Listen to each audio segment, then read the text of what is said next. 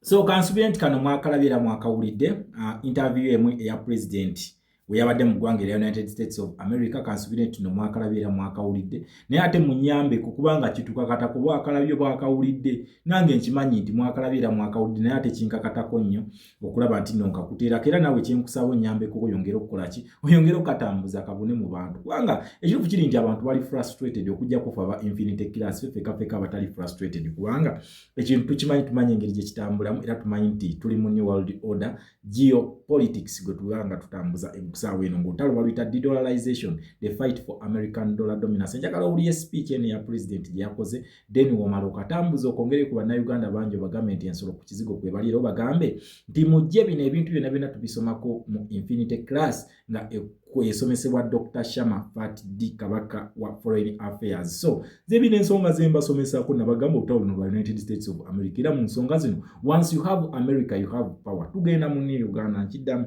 tugenda mu New Uganda bula katusoke tuwulira akatambi ka president kano tukongereko ndowooza nja kwongerako ne history kubanga ebigambo by'omukulu tebatera kukola ki tebatera kubiddamu wabula okwagala okwanvuyako ku ddakiika zino kasobole okutuulako tukeetaaga katulewo tujja kubanga tukongerezako keddakiika naye nga ngenda kubanga era still nzira mu bigambo bya president okubitematema lwaki United States of America tujeetaaga nnyo mu luno olutalo. It is a confirmation nakugamba gwe just keep it here at Shama Fat D3 Media gwe just beera waneeno ne infinite class ogenda kumanya kye bayita geopolitics nakugamba no one does it like we do it the infinity class kiddamu no one does it like we do it era nebwa nti eno revolution we just giwe time nabwa nti gwe munansi you have little decision in a revolution. Okusalawo oyina katono lwaki nti gwe oli deciding factor naye ate wadde oli deciding factor weetaaga determining and influencing factor. So ekintu kyenkusaba kongereyo okatambuze tubeere nga tukola ki tubeere nga katuuka mu bannaffe bangi bategere nti ensolo ku kizigo kweri obagambe nti ono katemba gwe bakolaye basaaga. We are bringing the real arm of the capitalist. We are bringing to them doom kiddamu tuleeta doom mu Uganda doom ajja anytime soon. United States of America olutalo baluyita de-dollarization, the fight for American dollar dominance. Watch this tweyongereyo. Here's a story from The World. Last January in Uganda, soldiers broke into the home of the leading political opposition figure, Bobi Wine. That was after the country's aging authoritarian leader, Yoweri Museveni, was declared the winner of a disputed election. Bobi Wine managed to escape with the help of supporters. He joined me from Washington, D.C., and began by describing the moment he realized he had to get out. My home had been surrounded many times. When they raided me this time, I knew they wanted to hurt me, but I had maybe not fathomed it enough. But a week later, they raided again.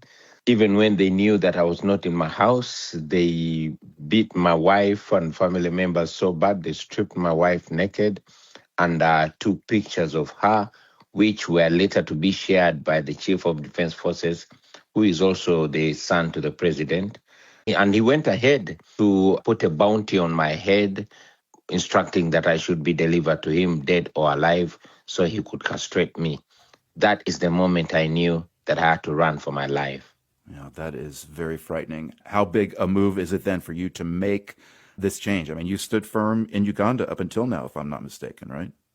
Yes, I stood firm and I'm still standing firm. But you can only be firm when you know that other Democrats, other people that stand for the same values are with you.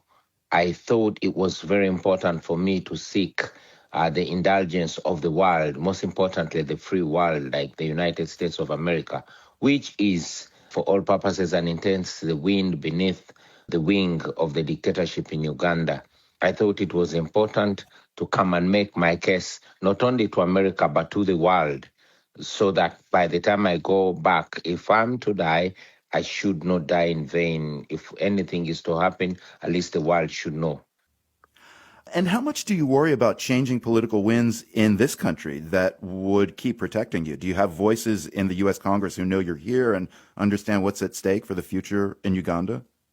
Our hope still stands with those people, however few they are in the United States administration, to raise our voices. We know that all through history, it is the voice of the few that have influenced change, while those that are oppressed are fighting on the ground.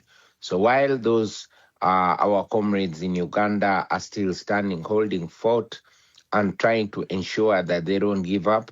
We largely rely on the influence of the United States, well knowing that the Ugandan government depends on the United States decisions. So your supporters in Uganda do have a lot to be concerned about, notably President Yoweri Museveni's son, General Muhoozi Kainerugaba. Tell us about your relationship with him. He's the chief of defense forces. Was he the one who ordered the soldiers into your home? General Museveni's son, who is the heir apparent to his father, has said it time and again that he does not believe in democracy. Just last week, he switched off the Uganda's last independent media, the Nation Media, and he also closed down Uganda's last independent newspaper, The Monitor. He tweeted that he does not believe in free speech. He has many times warned on torturing people, and he has done it, and is not shy to mention it. The most recent victim was abducted 5 days ago, and that is the deputy president of our political party in charge of the Buganda region, was abducted on orders of Muhoozi. As we speak now, his whereabouts are still unknown, and yet the abduction was carried out in full view, live on camera, and it was broadcast on the news. He was intercepted by the police and police traffic, and then gun-wielding men in plain clothes with a car that has no license plate came, shoved him into a car, and drove him away. He has never been seen again. Very many people have disappeared in similar circumstances. Many have been missing for up to 5 years. The same man, President Museveni's son, has killed many of our friends, and he came out just this year to take responsibility. He tweeted and said he has killed only, and underline only, he said he has killed only 24 of my party members, and he wanted the 25th dead body to be me. So he has always come out and made it clear that he's the one carrying out these atrocities. Unfortunately, the world's known democracies, including America, continue to hobnob with him. Just recently, a few days ago, the acting ambassador of the United States was standing shoulder to shoulder with General Muhoozi after he abducted the former Lord Mayor of Kampala, who is also a senior lawyer. Yeah, and Bobby Wine, you said that General Kainerugaba, that's Museveni's son, he does not deny these allegations? No, he does not deny these allegations. As a matter of fact, he takes pride in them. If you follow his Twitter handle, he comes out and tweets he ordered the abduction of the former Kampala mayor. Bobby Wine, you're a relatively young politician who has connected with people in Uganda in a very grassroots way as a musician with thoughts about your country. People see you. They've seen you in concert. Let's contrast that with a different cohort of politicians and leaders who seem less connected to the public. We can name, well, the son of Uganda's president, whom we were just talking about, or Nayib Bukele, El Salvador's authoritarian leader, who has a very savvy online presence. How do you see these young leaders in contrast to yourself? I owe my popularity to the music. My music has always been on social issues. It has always been activist and revolutionary music. The things that I'm talking about, I've been singing about. Maybe that is what connected me so much to the people. But also the young people that are facing a situation where there's tiredness of the population around usual politics. Do you worry that the youth of Uganda are disillusioned with the vision of democracy at this point? Yes, I worry, but I don't worry so much because I'm aware that for the last 7 or maybe 8 years, there's been a massive awakening of the young people of Uganda. Yes, they are really getting tired of elections because they have gone to the polls. They've elected their leaders, but their leaders have not been declared. We have had in the 2021 election and even in the most recent, many leaders were elected by the people and the declaration of results forms are there. But the regime has gone ahead to declare its own choices winners, even when they come out as in the 3rd or 4th position. This has made the young Ugandans doubt democracy. We are Democrats. We believe in democracy, but we also know that we alone cannot achieve democracy, that democracy is not a one-country effort. It's an international effort. We are a young country. The median age in Uganda is 16. Uganda is the second youngest country in the world, but it is ruled by people in their late 70s and 80s.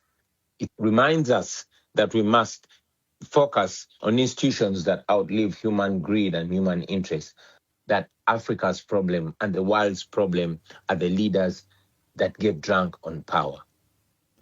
Bobi Wine is Uganda's leading opposition figure. He joined me from Washington, D.C. From PRX. Kati oyo president nga akutemera United States of America kiki esobola okukola, lwaki tulina okugiriirayingako? Nakugamba munnayuganda ekintu kyolina okumanya, America eno yefuga ensi yonna, nkiddamu yefuga ensi. Ate olutalo luno lwe tulimu lwa America, olutalo lwa America dominance yokka kayefuga, dola yayo yegenda okufuga. Abantu bangi bafunvubidde balumina ogwagula okugezaako nti no baagala okukuba dola eno naye kagenda kubajjuutuka. Nkiddamu agenda kubajjuutuka abo bonna abalowooza nti bagenda kukuba dola eno bagiteeke bagifukamize. Ebyo mwerimba jajja si ku mulembe gwa Donald J. Trump. Okitegeera ekintu ekyo. So olutalo luno lwa de-dollarization. So tugenda kwetaaga nnyo America. Ensi zonna ezo ze mulaba ezi-aligninga ne United States of America. Kakasa nti they are going to get a fundamental change they deserve. Already tuli mu plan y'abano. Lwaki ye plan ya New World Order gye tukola ki gye tulimu? Yes, nabagaye waliwo New World Order abantu abamu gye bamanyi mbu yakusinza mizimu.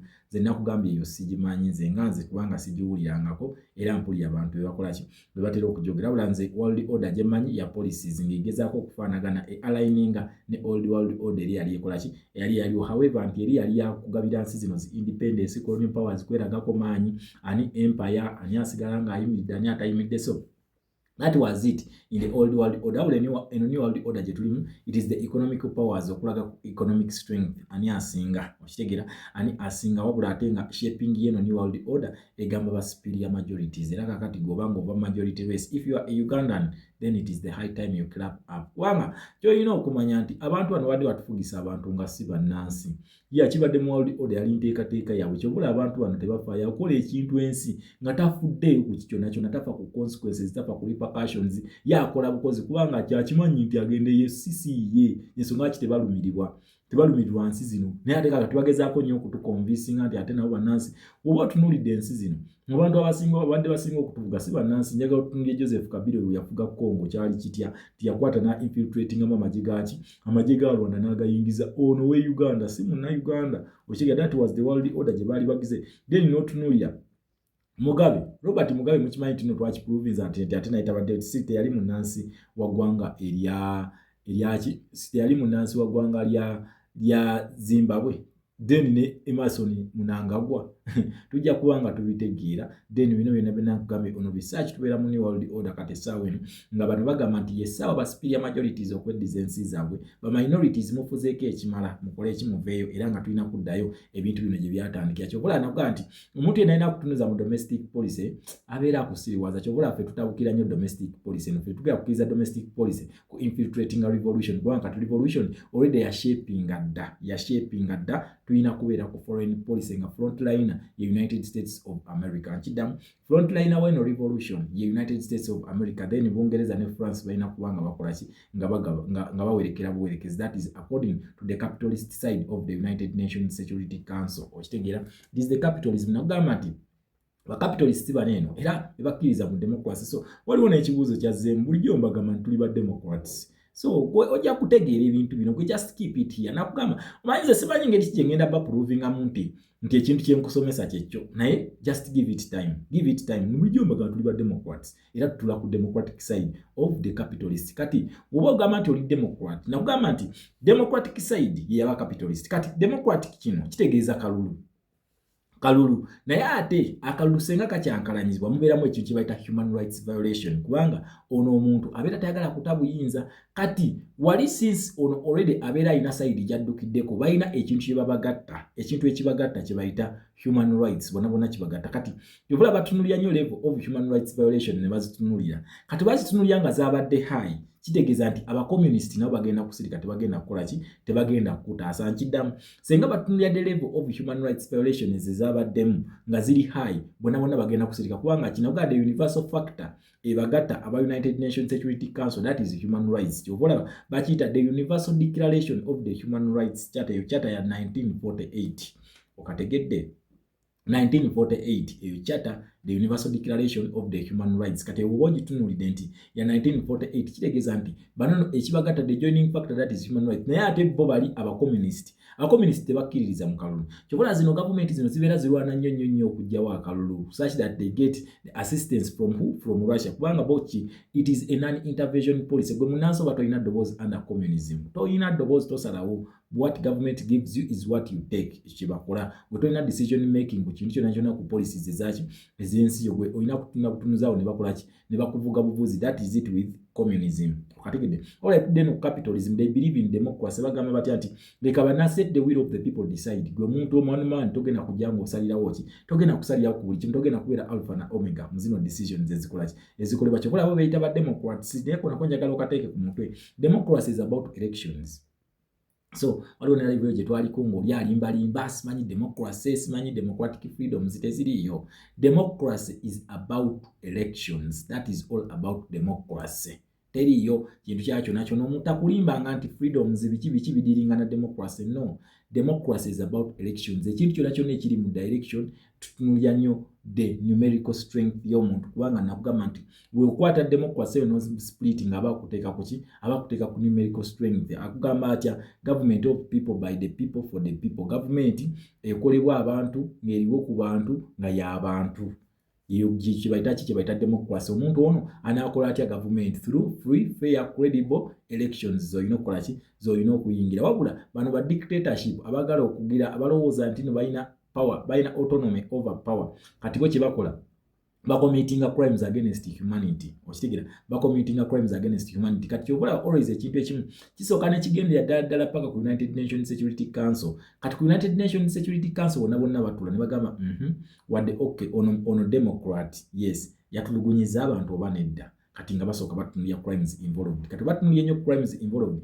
kyekibaleetera okukola decision kati kyobolaba webabeera bakuba jjeeke obanga batandise okuteekako embeera abakomunisiti basirika teboogera bakufaako kino kyedabagamba nti bano abalowooza nti Russia ne China esobola okubayamba that is the grievous mistake gye bali mu kukola ki gye bali mu kukola okitegeera ekintu ekyo kati n'oli wali wabadde akukola ki wabadde akukooneramu stamp okukakasa nti no tuli baki nti ffe tuli ba democrats that is who we are democrats tuli ba democrats ekyo tuli era nga we are sitting on the capitalist side of the United Nations Security Council gye tukola ki gye tutuula how do we do it through an election kati akalulu kano we committing violations ezibeeramu kitegeeza tugenda kulwanirira democracy ono nga tuyita mu human rights that is why I always tell you nti it is human rights that defend democracy but democracy cannot and will not and will never defend human rights tekikola it is human rights kubanga zino violations zikolebwa due to democracy ng'ono omuntu aganye okukkiriza the will of the people agamba nti nedda zisigenda kukkiriza kusalawo kw'abangi kyobolaba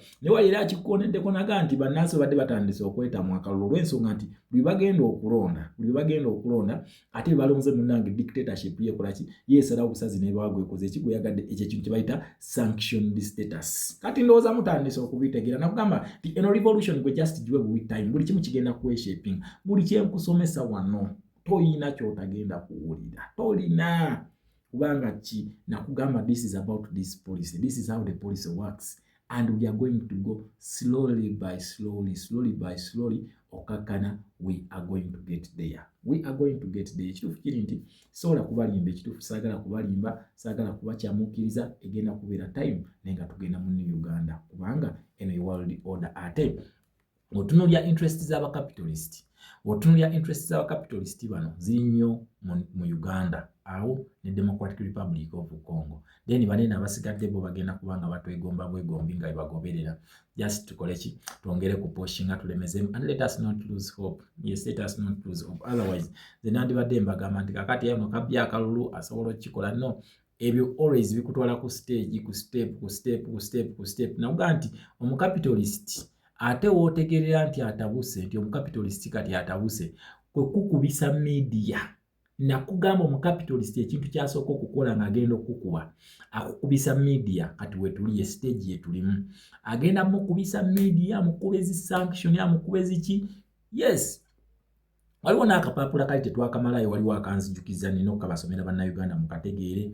Royal Revolutionary Leader ya Foreign Policy neya People Power nangamba nti kakati Shama essaawa eno tutuuse ku level 5 wetuli. Yes, tuli ku level 5, tuli ku 5. Kali akapapula ke nabasomera ngenda kubanga nkakomyawo, tujja kubanga tukategera ku videos ezigenda okukola ki ezinaddako. Tuli ku level 5 wetuli, njagala tutunulye ku level 5 essaawa eno Uganda weri. Ezo ze stages ezigenda okubeera mu foreign policy. So njagala tuzetegereze nnyo mwaka kapapula, ngenda kubanga nkabakomezaawo, tugenda kubanga tukaddaddamu. Tulina treaties njagala tuddemu tuyitemu, njagala tuddemu tuyite mu Rwanda ne Nairobi process, tugenda kubanga tugiyitamu, tuyite mu United Nations Charter, tujja kubanga tugiyitamu, tugenda kubanga tu-aligninga waneno wennyini wano eweetaaga ki eweetaaga wetuli mu gundi wali mu kumuvinga, kubanga nakugamba nti ebintu bino sobola biddamu bikusomesa kuva gye byatandikira olw'ensonga ebintu biwanvu nnyo. Kati nze ntunulya events ebeetuusewo gye tukwata ne tuzaayo mu past then ne tugireeta mu future, ne tusooka ne tumanya future negenda kubeera eshaping bwetyo. Olaba nze nina assurance.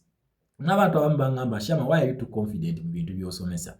I am confident kubanga these things were written. Ebintu bino byawandiikibwa, ebintu bino weebiri. Ffe kaakati ffe just tuyita mwaka akatawo. This revolution is written. Zino charters are written. Okitegeera, zino constitution, these policies are written. Just factors what time kugenda kuzikolako research, kuzinoonyerezaako biki. Naye nga these are written constitutions era ezibeera ne repercussions zibagamba okukola kino tugenda kukola kino, okola kino tugenda kukola kino. Senga okola bwoti tudda wano. Kyova olaba always nzija ne Uganda kakati tugenda kugira. That is where I get my confidence from. Kubanga ekintu kyenkusomesa nkimanya ate olina ngamba mbu nebyosomesa tobitunulako obiyinga nga abijja mu mutwe. Yes, I got these charters nazisoma nenzitegeera nenziteeka mu mutwe. Ati charters ne banazijjawo era otunulya butunulizi article nomanya nti kakati kino kiri under the Universal Declaration. Nawe osobola okukituukako lwaki. Do give research time. Research mumuwe time bannange. Bano abantu batugamba nti omuddugavu ng'onaamukweka ekintu biwandiike. Ebintu bino baabiwandiika ng'agezaako okutuukiriza ebyo. Kakati mbasaba mugende musome ebintu bino mubivumbule mubijjeeyo gye baabiwandiika. Then we tunaabijjayo tugenda biteeka mu action tutandika bibateesaako. Kati His Excellency Kyagulanyi kye yakola ekyo yasoma ebitabo bino n'abitegera. Mugende ku Google ebintu bino bikola ki gyebiri. Then wonaabitegeera obulungi tugenda bijja tutandika okubikozesa ku system. Then bigenda okutuyamba okukola ki okufuna liberation. So tugende tubivumbule, tweteeke nnyo mu kusoma, tweteeke nnyo mu kumanya, tweteeke nnyo mu kutegeera ensi engeri gyetambulamu. Then we tunaamala okukola ekyo tugenda kuba nga tufuna ekintu kye bayita total liberation. Munnayuganda gy'otaaga okukola ki gye weetaaga okwenunula, kubanga bakugamba a true liberation starts with your mindset. Once you get off the mental slavery, kitegeeza ogenda kutandika okulaba ebintu era interpreting mu ngeri gy'obiramu. Wabula singa tobirafuna mu mental slavery, kyova olaba omuntu ajja n'akutunuulya bw'ati n'atandika okukunyonnyola ng'ekintu wakirabye, naye omuntu n'atandika okukuwa theories noga maybe eno ntuufu, n'ekintu obanga okimanyi always okitunuulya butunuulizi bw'oti n'omanya nti okay, eno theory gyaleese ku kino ekintu teri applicable, then eno theory gyaleese ku kino ekintu this applies. So tulina reality y'ebintu, mugende musome ebintu bino gyebiri.